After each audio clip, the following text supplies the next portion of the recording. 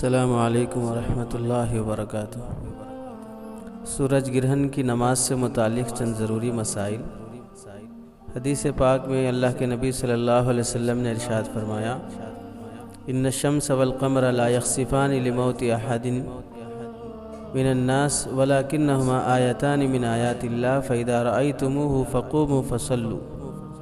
بخاری شریف کی حدیث ہے، جلد نمبر 1 صفحہ نمبر 142۔ چاند اور سورج کسی کے مرنے کی وجہ سے گرہن نہیں ہوتے ہیں، لیکن وہ دونوں اللہ کی نشانیوں میں سے دو نشانیاں ہیں۔ جب سورج گرہن ہو تو کھڑے ہو جاؤ اور نماز پڑھو۔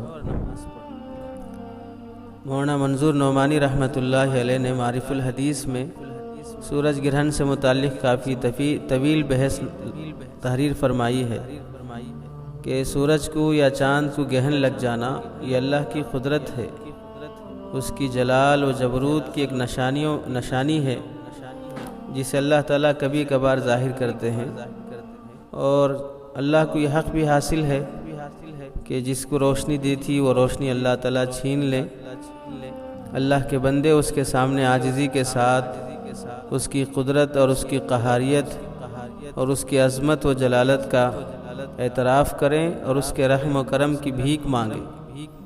رسول اللہ صلی اللہ علیہ وسلم کے حیات طیبہ میں ٹھیک اس دن جس دن آپ صلی اللہ علیہ وسلم کے شیرخوار صاحبزادے حضرت ابراہیم رضی اللہ تعالیٰ عنہ تقریباً 1.5 سال کی عمر میں انتقال ہوا تھا، سورج گرہن لگ گیا۔ تو زمانے جاہلیت میں یہ عقیدہ تھا کہ کسی کے مرنے یا کسی کے پیدا ہونے پر یہ گرہن لگتا ہے، تو اس عقیدے کی تائید ہونے لگی۔ تو اللہ کے نبی صلی اللہ علیہ وسلم نے فوراً صحابہ کو جمع فرمایا اور نماز ادا فرمائی سورج گرہن کی، اور عربوں کے مزاج کی جو زمانے جاہلیت کے توہمات تھے اس کی تردید فرمائی، اور اس وقت غیر معمولی خشیت اور انتہائی فکر مندی کے ساتھ آپ صلی اللہ علیہ وسلم نے 2 رکعت نماز پڑھی۔ یہ نماز بھی اس قدر غیر معمولی تھی کہ اتنا طویل قیام، طویل قرات، لمبا رکوع، لمبا سجدہ، گویا رکوع میں ایسے معلوم ہوتا تھا کہ پیچھے کھڑے ہونے والے اٹھ کے دیکھنا پڑتا تھا کہ شاید رکوع سے اٹھ گئے ہوں اور ہمیں آواز نہ سنائی دی ہو۔ اس قدر طویل نماز ادا فرمائی کہ بعض صحابہ نماز کے درمیان بیٹھ بھی گئے۔ اس کے بعد آپ صلی اللہ علیہ وسلم نے خطبہ ارشاد فرمایا اور اس میں اس جاہلانہ عقیدے کی تردید فرمائی کہ کسی کے موت اور زندگی سے اس کا تعلق نہیں ہے۔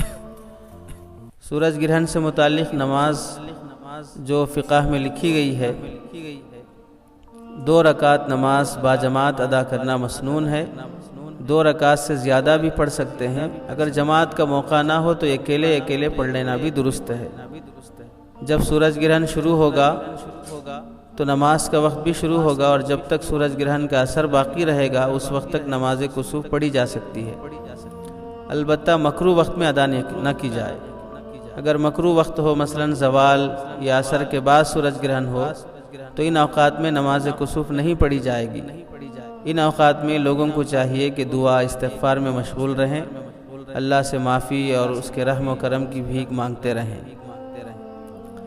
اگر سورج گرہن کے وقت آسمان کے کنارے میں بادل یا گرد و غبار آ جائے جس سے سورج گرہن کا مشاہدہ نہ ہو سکے، تب بھی چاہیے کہ نماز کسوف میں لگے رہیں۔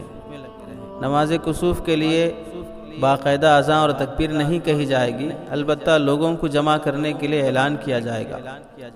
امام ابو حنیفہ رحمۃ اللہ علیہ کی رائے یہ ہے کہ نماز کسوف میں امام آہستہ قرات کرے، البتہ امام ابو یوسف رحمۃ اللہ علیہ کی رائے یہ ہے کہ جہری قرات کرے، کیونکہ اگر مقتدیوں کو قرات نہیں سنائی دے گی تو اکتاہٹ ہوگی، اور نماز جس خشوع خضوع سے ادا ہونی چاہیے وہ ادا نہ ہوگی تو بیزارگی کا اظہار رہے گا۔ مقتدیوں کو اکتاہٹ سے بچانے کے لیے نماز کسوف میں جہری قرات بھی کی جا سکتی ہے۔ نماز کسوف میں امام کو چاہیے کہ لمبی قرات کرے، مثلا سورہ بقرہ، سورہ آل عمران پڑھے، اسی مناسبت سے رکوع اور سجدہ بھی غیر معمولی اعتبار سے طویل کرے، جیسا کہ احادیث میں آپ صلی اللہ علیہ وسلم سے بھی ثابت ہے۔ بہتر یہ ہے کہ اتنی لمبی نماز ہو کہ گرہن کا پورا وقت نماز ہی میں صرف ہو جائے، لیکن اگر یہ نہ ہو سکے تو نماز کے بعد دعاؤں میں مشغول رہنا مستحب ہے، یہاں تک کہ گرہن کا اثر بالکل ختم ہو جائے، اور اس وقت امام کو چاہیے کہ لوگوں کی طرف رخ کر کے جہری دعا بھی اگر کرانا چاہے تو کرا سکتا ہے۔ سورج گرہن ہونے کے وقت عورتوں کو بھی چاہیے کہ وہ اپنے اپنے گھروں میں نماز، دعا، عبادت وغیرہ میں مشغول رہیں۔ بعض علاقوں میں سورج گرہن کے اوقات سے متعلق یا سورج گرہن کے متعلق بہت سے توہمات پائے جاتے ہیں جو پہلے بھی بیان کیے جا چکے ہیں، اس کا شریعت میں کوئی اعتبار نہیں ہے۔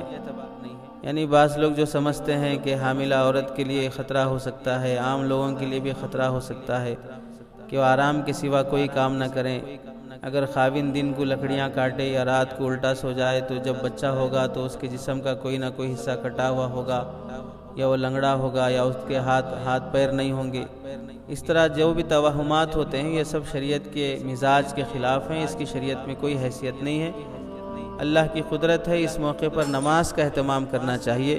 اس کے علاوہ جو اور باتیں احادیث میں آئی ہیں، توبہ، استغفار ہے، اور ذکر و تلاوت ہے، صدقہ خیرات ہیں، ان چیزوں کا اہتمام ہونا چاہیے۔ اپنی طرف سے گھڑے ہوئے عقیدوں کا شریعت میں کوئی اعتبار نہیں ہے۔ اللہ تعالی ہمیں صحیح سمجھ اور عمل کی توفیق نصیب فرمائے۔